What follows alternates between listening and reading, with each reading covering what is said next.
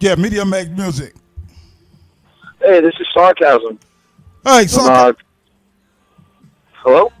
yeah, How you Sarcasm. doing? I'm calling about my interview with Sangria. Yeah, that's me, baby. Hold on for a second, man. Let me set you up real quick, all right? All right, thank you. All right, for all my listeners out there, man, I got the opportunity to sit down, man, with an incredibly gifted artist that goes by the name of Sarkazm. And we're going to sit down with Sarkazm for a little bit, baby. He's going to let us know what it takes to put the music in that he puts in every day. So, Sarkazm, man, what's good, baby? How the industry treating you out there, man? It's going good right now, man. Feeling like I'm on top of the world. That's what it's all about, baby. So let's get this cracking, man. Let everybody know, man, where you originally from and how long you been out here doing your thing. I'm from Long Island, New York. I've been at this for about 6 years now. I'm going strong, man. Well, that's what it is, baby. So, Sarcasm, listen, man. At some point in your life, man, there was a time when you decided, man, that you was gonna do this music thing. You dig? So give us a little insight, man, on who your inspiration was or what your inspiration was, man, for you to actually do music the way that you do music every day. Honestly, I'm influenced by a lot of older school artists like Nas, Method Man, Redman, Wu-Tang in general. But also like the newer stuff too, you know. Some like I'm a big fan of MGK, Kid Ink. You know, I'm very diverse, so I listen to a lot of different stuff. Here's what I can hear, though, my man. You know what I'm saying? I'm hearing all day, baby, that you from Long Island. You know what I'm saying? I can hear that Long Island in you all day long, man. And I know at some point, man, you was into some like metal bands and things like that, man. So give us a little bit of, man, on where was the transition, man, from listening to one kind of music to actually doing another kind of music, man? Well, I grew up listening to, like I said, early hip hop. But yeah, as I grew up, I fell in love with the hardcore metal and punk scene here in Long Island, New York, because the people were just so cool and like accepting. So I got into that, and then eventually later on in life, my band broke up, and it just wasn't working. I was in the studio, and I was doing these heavy metal screams over these heavy beats in my boy's studio. And it was started making songs out of them. And next thing you know, one thing led to another. My buddy's like, why don't you just try spitting it? I said, all right, I'll give it a try. And next thing you know, started making magic in the studio, man. Yeah, that's what it is, man.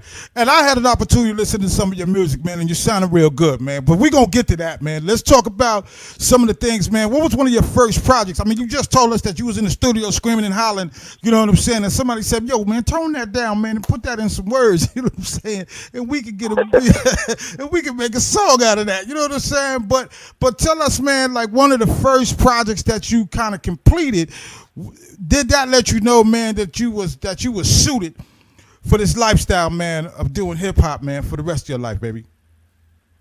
I guess if I had to go with it, about a year and a half ago, I really saw the light in the tunnel, man. We started writing a record, all day, all night, which you know, it's a little bit different than what the hip hop industry is used to, because I do incorporate a little bit of my singing punk background. But all day, all night, definitely, I heard it back after we recorded it, and I was like, oh, we got something. Hey, so do you think, man, with bringing a little bit of your background to it, you know what I'm saying? Because I don't want to say punk and metal or whatever, because music is music, and we incorporate all that, man, when we're creating what we do. You know what I'm saying? But do you think that you found something different to bring to the game, man, because of what you're bringing to it with your punk and your metal background? Oh yeah, definitely. I have a song called "Them Boys," and believe it or not, these kids, these fans, these awesome fans, this song drops, and all of a sudden there'll be a mosh pit, just like a punk and metal show. Like, there'll be a huge pit, and people feeling it. Yeah, and that's what I'm talking about. So as you're doing your music, Sarcasm, and I want to commend you on that name, baby, because the name puts a little twist to it by itself. You dig? So. Yeah. what's the message that you're trying to convey with your music? You know what I'm saying? I mean, everybody picks up a microphone and they have something to say, but not all folks have a message. You dig what I'm saying? What's your message Right. that you're trying to convey with your music, man? Man, I mean, honestly, you just got to be you. You should only spit what you know about, what you've done, what you've seen, and that's it. Like you can't be lying to people about this, that, and the other thing. Just tell them like it is. Keep it positive, and you know, like I do it for my friends, my fans, my family, especially. I know my mother's listening right now. You know, you just got to keep it real, and that's basically where I'm at. Yeah, that's what it is, man. And being at moms is listening, man. We gonna have to keep this legal. You know what I'm saying? Even though this is XM Radio, baby, and you can say what you want to say on this here show, but we gonna keep it legal because we know Mom Dukes might be out there listening to her. You know what I mean? And we don't want the baby boy to embarrass moms. You know what I'm saying, on the radio station and all that. Right. You know what I mean? So Right. with that being said, man, we all go through ups and downs and different things that we do, man, throughout our careers. You dig? What was some of the Right. challenges? What's some of the challenges, man, that you've encountered up to this point, man, and maybe look to overcome, man, in your success in music, man? Just tell us about some of the challenges that you've had up to this point, man, as you've been doing your music. The biggest challenge that I've had so far, honestly, is trying to juggle everything by myself. Okay. Like trying to do the social media end of things on top of the writing part and being in the studio and you know, just trying to live my life. And it was really hard until I found the perfect team. You know what I mean? Like the select group of people that I run with made that part easier for me. So as a team, we keep moving forward and making this, it makes my life a little bit easier. Yeah, that's what it is, man. So let's get to the project, man. Let's talk about the project, some of the songs that you on in the project. You know what I'm saying? I had an opportunity, man, to listen to some of your music, man. I thought it was pretty dope myself, you know what I mean? And I've been in this game a long time, you know. I did feel like you was bringing something new and different to the game, you know what I mean? So I think that's what we're trying to do. Yeah, man. So tell me, man, what inspired you to do the song All Day, All Night? Again, it goes back to being real all day, all night. This is what I do. This is what I eat, sleep, breathe, bleed my music, man. Yeah, you know what I'm saying? So with that being said, man, are there other aspirations, man, that you want to do with your career? I mean, not only you've already gotten this far by doing punk and metal, you know what I'm saying? Now you're doing hip hop what other things, man, that you look to inspire to do, man, as you move through your career? I mean, ultimately, I want to be there for my fans and just keep doing what I'm doing. Only I want to do it. I want to be on tour 12 months out of the year. I want to be out there. I want to be heard. I want people to be like, oh, that was a Sarkazm song, you know, like, and that's what we're gonna. That's the goal we're going for right now. Okay, and so there's some folks out there listening to us right now. There's some other younger rappers, man, that might be in your neighborhood that might be inspired by Sarkazm. You dig? And on the business end of it, man, I want you to kind of give a little insight or explain to them, man, that what advice you would give to them, man, about coming up in this music industry game, man. It's not easy. It's not easy. The first thing that everybody needs to do is put together a strong foundation, a team, a family, people that are going to rock with you no matter what. Whether you go to a show and there's 5 people or there's 1,000 people, those people are going to be there for you. If your pocket's a little empty that day, they throw it in and they support you as well. So that's the step 1. Yeah. Okay. Step 2, be honest with yourself. If you're honest with yourself, you can be honest to your fans, and they will respect that. And like honestly, you can't stop. You don't want anything. Keep moving forward, no matter what the outcome is. Yeah, that's what it is, man.